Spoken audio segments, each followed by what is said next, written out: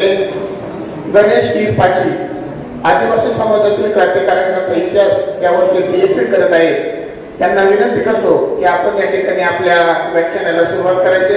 कारण कीर पाटील सरांना विनंती करतो की आपण व्याख्यानाला सुरुवात करायची.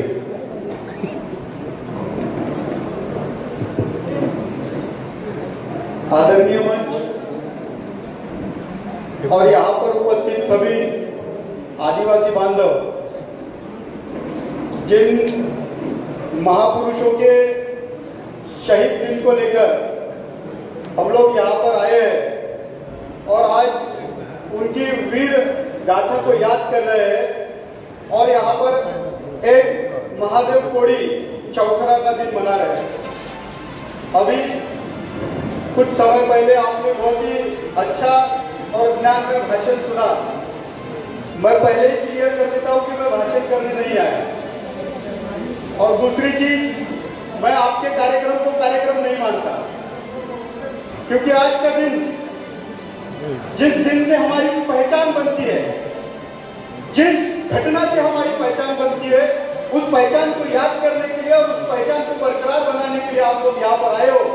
और मैं समझता हूँ कि तुम लोग यहाँ पर एक सामाजिक पंचायत ले रहे हो, जिस पंचायत में आप और आपके समाज के ऊपर, आपके अधिकारों के ऊपर, आपके अस्तित्व के ऊपर होने वाले अन्याय अत्याचार के खिलाफ में क्या रणनीति बना सकते हैं, इसको लेकर आप एक मंच के माध्यम से, एक प्रोग्राम के माध्यम से, एक दिन के माध्यम से आप यहाँ पर आए हैं. साथियों, देश और देश को चलाने वाली जो दस्तावेज है, जिसको हम संविधान बोलते हैं, उस संविधान में जितने भी आदिवासियों को लेकर आर्टिकल्स और प्रोविजंस मौजूद है, वो जितने सक्षम दिखाई देते हैं, उतनी ही राजनीतिक व्यवस्था में आदिवासी आदमी कमजोर. हम लोग देख रहे हैं कि पूरे देश में एक संकल्पना चलाई जा रही है, प्रोपेगेंडा चलाया जा रहा है कि देश को हिंदू राष्ट्र की तरफ लेके जाए. हिंदू राष्ट्र यानी इसका दूसरा मतलब होता है आदिवासी मुक्त भारत.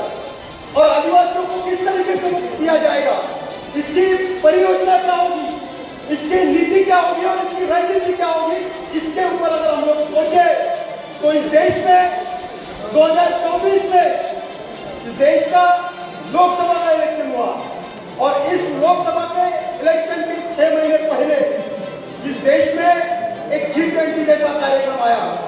और इस G20 के कार्यक्रम के पहले इस देश में देश की नीतियों को चलाने वाले लोग, जिन्होंने NRI कंपनीज 43 कंपनीज को इनवाइट किया और 43 कंपनीज को ऑफर किया कि आप बिजनेसमैन लोग हैं, आप व्यापारी लोग हैं और भारत से मिनरल से भरा हुआ है, भारत आयुर्वेद से भरा हुआ है, भारत रेयर ब्लड से भरा हुआ है, भारत में पाई जाने वाली जो स्किन है, रेयर स्किन है, आप जिस भी बिजनेस के ऊपर उम्मीद रखेंगे हम वो आपको देंगे.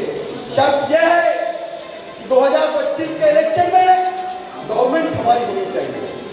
इन्होंने इस शर्त को माना और आज लोग देश के सर्वोच्च पदों पर बैठी हुई सरकार है, ये आदिवासियों के लिए डिस्कसमेंट का प्रोग्राम बनाया और इन्होंने ट्राइबल रेंज को लेकर स्टडी किया.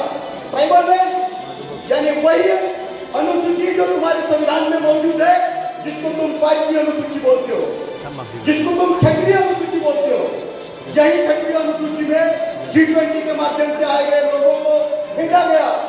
वहां से मिट्टी उठाई गई, वहां से पत्थर उठाया गया, वहां से आयुर्वेद जिसको तुम पेड़ पौधे और जड़ी बूटियां बोलते हो, उसका परीक्षण किया गया.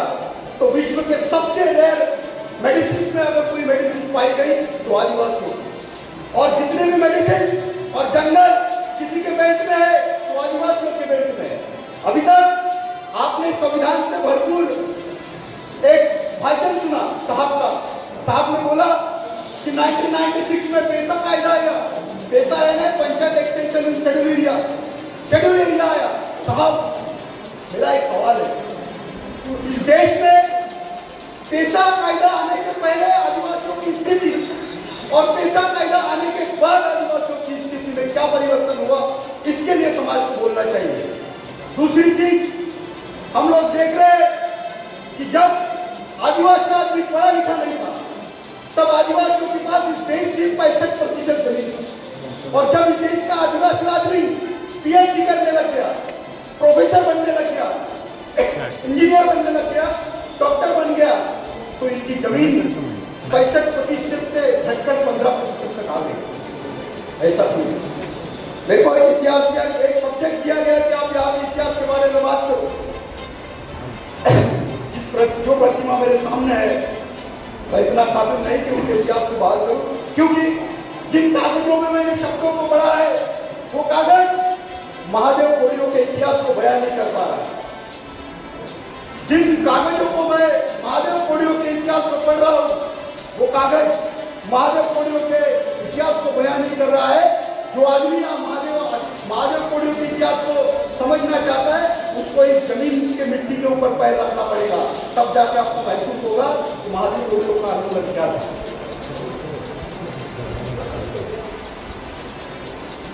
ऐसा क्या हो गया कि जिस बेल्ट में जिनके पास गोली, बंदूक और बारूद था, जिसको तुम अंग्रेज और ब्रिटिश के नाम से जानते हो, वो भी नहीं आ पाए।